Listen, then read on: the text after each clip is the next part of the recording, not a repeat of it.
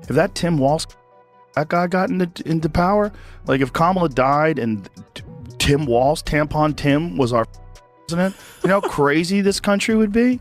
That weirdo who puts tampons in the boys' room. And what about our Joy? Like, he's a complete pathological liar.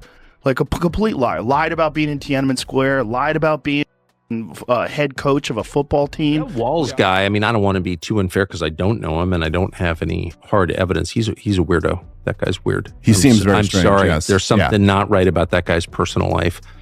So I hope I'm wrong because I don't want people like that with power. But most people I know with power in Washington have personal lives that would not withstand scrutiny. Joe Rogan and Tucker Carlson.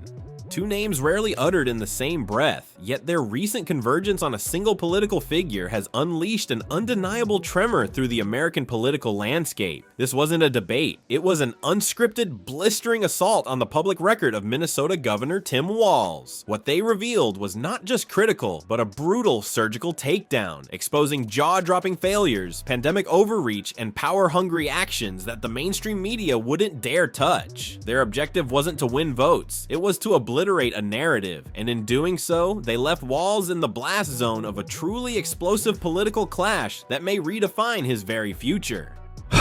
He believes a lot of wild things. One of them is transgender surgery for people who are under 13. So for those out there who are wondering, aren't there something else you could be doing or doesn't seem to impact you in your life? This is what it means to show empathy. This is what it means to be welcoming. He changed the Minnesota state flag to make it look like a Somali flag. You haven't seen that? But our current flag is problematic. I think we all know that. Joe Rogan and Tucker Carlson don't agree on much.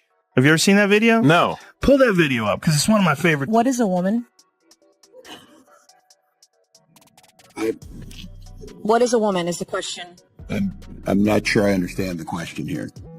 What do you want me to say? I want you to say that a woman like me is an adult human female, that men can't become women. You guys are the party of violence, and you're the party erasing women. You don't respect us. You're a bigot. You're a misogynist. You're a sexist. Mr. Chairman, I yield back. The first and perhaps most unsettling revelation Rogan and Carlson honed in on was the very persona of Governor Walz himself. He was branded not just as a politician, but as a weirdo, a complete pathological liar. This wasn't mere conjecture. It was an indictment built on a series of alleged fabrications that seemed to stretch back years, undermining the very foundation of his public trust. Claims of being present in Tiananmen Square, a pivotal moment in global history, were brought under harsh scrutiny, revealing a stark contrast between his narrative and documented facts. Then came the accusations of him lying about being a head coach of a football team, a seemingly minor detail that, when combined with other alleged deceptions, painted a concerning pattern. Most damning, however, were the questions raised about his military career. While Rogan highlighted that Walz may not have flat out said he served in Afghanistan, he certainly didn't dissuade people from believing it. He failed to correct misimpressions, silently allowing a more heroic narrative to form around him. The discomfort only grew when it was noted he retired just months before his unit was set to deploy for conflict, a detail that further muddied the waters of his alleged service record. Rogan, with his signature unvarnished style, didn't hold back, framing these discrepancies as a deliberate effort to mislead, suggesting a man willing to contort truth for political advancement. Carlson, in his characteristic cold,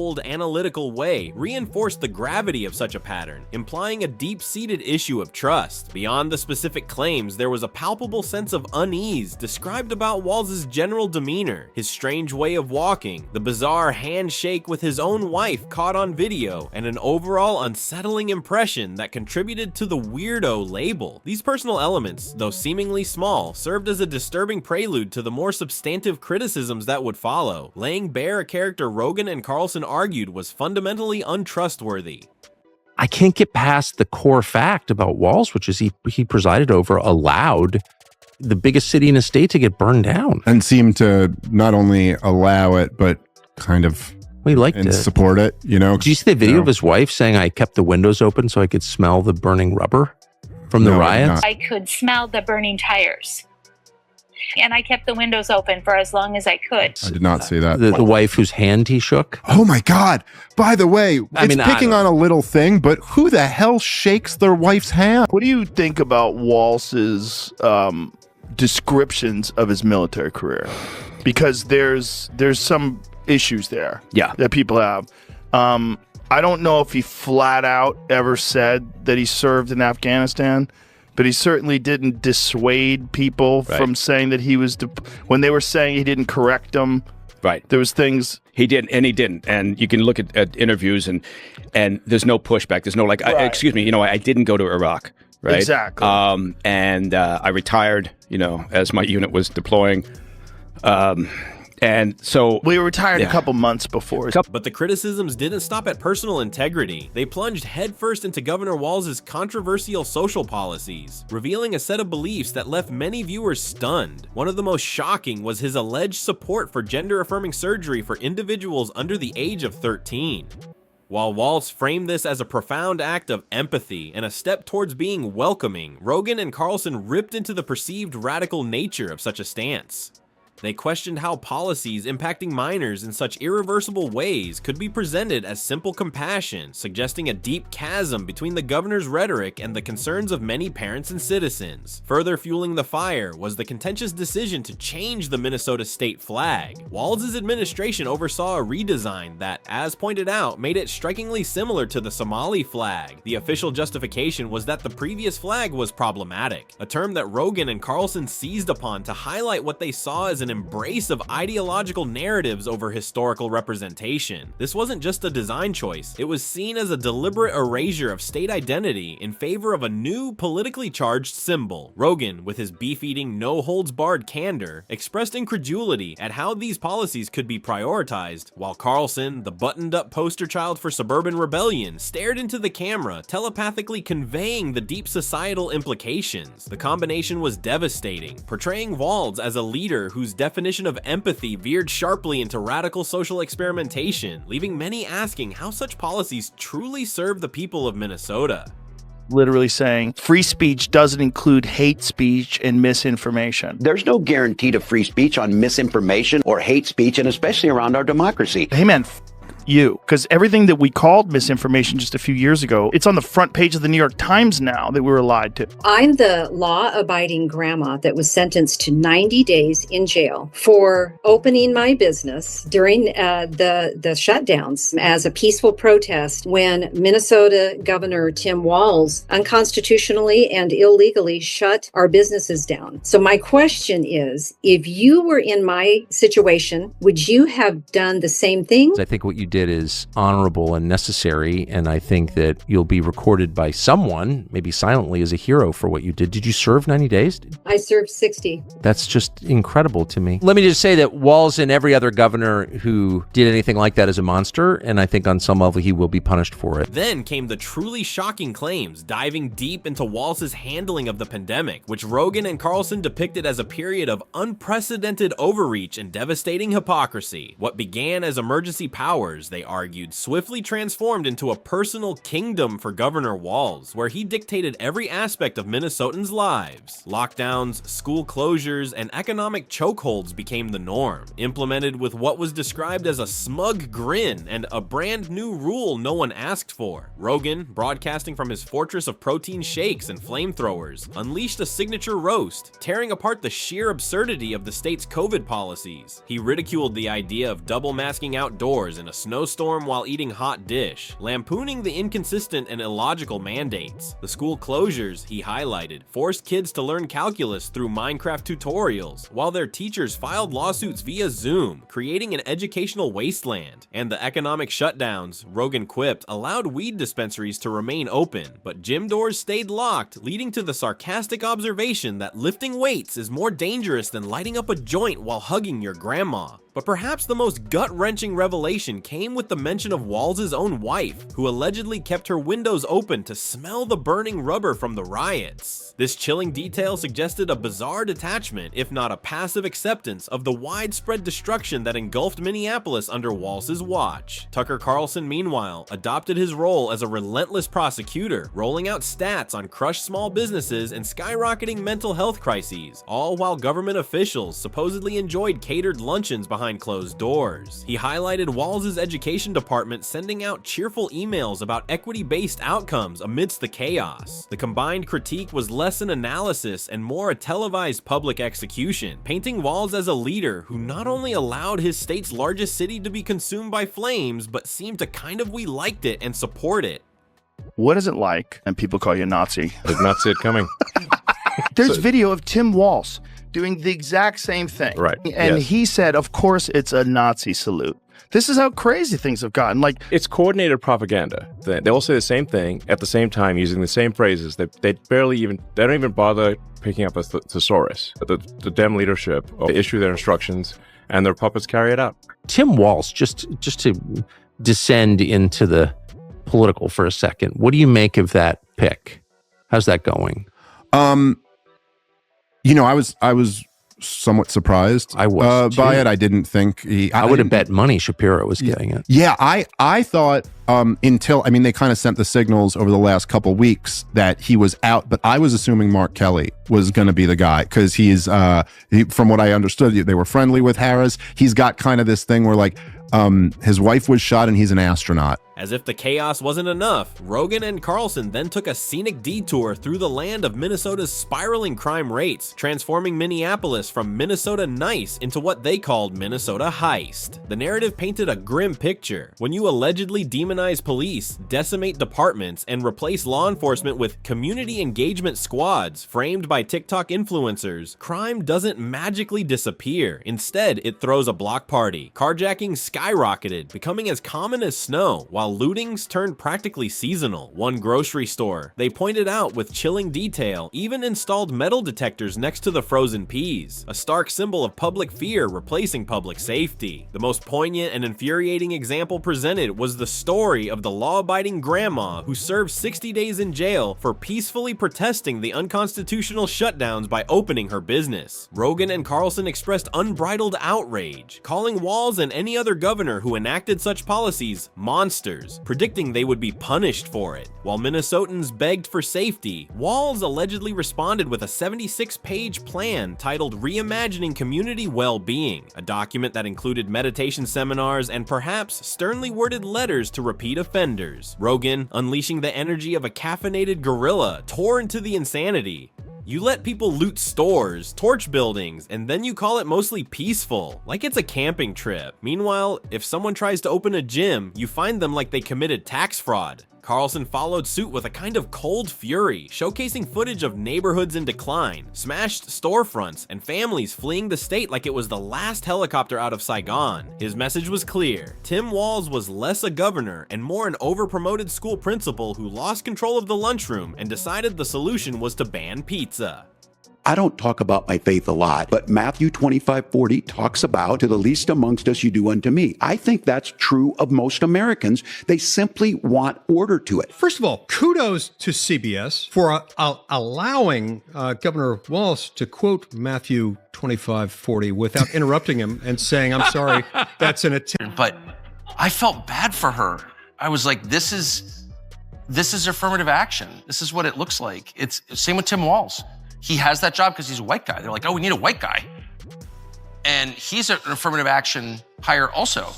And you saw how afraid he was. He's like, it's not meritocratic at all. That guy did not earn that job. They're like, oh, sort of sexually non-threatening beta male, white guy, over 60 from the Midwest. You. Okay. The brutal dissection continued, moving into the sacred ground of education. Minnesota once prided itself on its public schools, but under Walz, they allegedly became a game of ideological dodgeball. The core accusation was damning. Kids weren't learning how to read, they were learning how to center their emotional truth while reflecting on systemic paradigms. Standardized testing was branded racist, discipline oppressive, and math. Well, who needs math when you've got interpretive dance? Rogan, a father himself, went ballistic, lamenting, your kid can't read, but he knows how to identify microaggressions in a coloring book. That's not education, that's therapy with homework. He even joked that Minnesota students were probably using ChatGPT to do their homework because they didn't trust the curriculum, a scathing commentary on the state of the system. Tucker, always the gentleman assassin, calmly pointed out that while Minnesota's education rankings plummeted, Walz's administration spent millions on consultants who taught teachers how how to dismantle educational hierarchies. Translation, ensure no one learns anything, but everyone feels really good about it. Adding another layer of bizarre controversy, the script referenced a video of Tim Walz allegedly doing a Nazi salute and the subsequent defense, suggesting a pattern of coordinated propaganda where political figures all say the same thing at the same time, using identical phrases without even bothering to pick up a thesaurus. The Dem leadership, it was argued, simply issues instructions and their puppets carry them out. This segment hammered home the idea that Minnesota's education system under Walz was more focused on social engineering than genuine academic achievement, leaving a generation of students ill-equipped and parents deeply concerned. When they decided that J.D. Vance was weird. Yeah. Remember that one? And then there's just weirds everywhere. Weird. Oh, you don't want a weird guy. Meanwhile, you have fucking Tim Walz is your VP. Weird. You don't think that guy's weird? Super weird. He's weird in every way. Yeah. The way he walks, the way he waves his hands. Yeah, he reminds me of the clown emoji. He's a bizarre guy. He's a strange dude. I just don't understand why they made that choice. Yeah, it gives the creeps. I just don't understand why they made that choice. There's a lot of other people that are qualified. I don't know why. I read that Kamala Harris made that decision when she was sleep deprived. No. That's not true. No, this was your rank in the military. Yeah. Oh, you didn't deploy for war. You didn't. Why are you saying you deployed at war? The weapons you used in war? No. You were in war. Like, oh, you were a head coach? No, you weren't a head coach. You were the water boy. Yeah. The fuck are you talking about? I thought some of that was weird. Well, he's just a liar. But that's what a lot of these people are. They're just actors who are ugly. And they're like, well, I can't really make it in show business. And I want a lot of attention. And I want to be a special person. So I'll do politics. I'm good at bullshitting. Mm-hmm. And most people, they're trusting. They're like, oh, he's saying the right things. If you say the right things, abracadabra. And then next thing you know, you're a fuck. Finally, Rogan and Carlson delivered what many perceived as the ultimate personal blow, painting Governor Walz as an affirmative action hire for his position. The implication was stark. He didn't earn the job through merit. Rather, he was selected because he fit a specific demographic. The duo described him as a sexually non-threatening beta male white guy over 60 from the Midwest, suggesting a choice driven by something other than competence or leadership. They questioned the very basis of his authority, stating unequivocally, that guy did not earn that job. It's not meritocratic at all. The criticisms extended beyond his alleged qualifications to his very essence. His demeanor dissected with brutal honesty. He was described as weird in every way, from how he walks to how he waves his hands. Rogan and Carlson didn't hold back, likening him to the clown emoji, calling him a bizarre guy, a strange dude, and noting that he gives a creep vibe. This intensely personal, almost visceral critique was aimed at dismantling any aura of respectability Walz might have projected. The conversation even touched upon rumors that his selection as a potential vice presidential pick was made by Kamala Harris when she was sleep deprived, further trivializing his perceived political standing. The overarching theme was that many politicians, Walz included, are simply actors who are ugly and couldn't make it in show business, turning to politics because they're good at bullshitting and crave attention. This final, deeply personal assault aimed to leave Walz with no shred of dignity, cementing the narrative of an undeserving,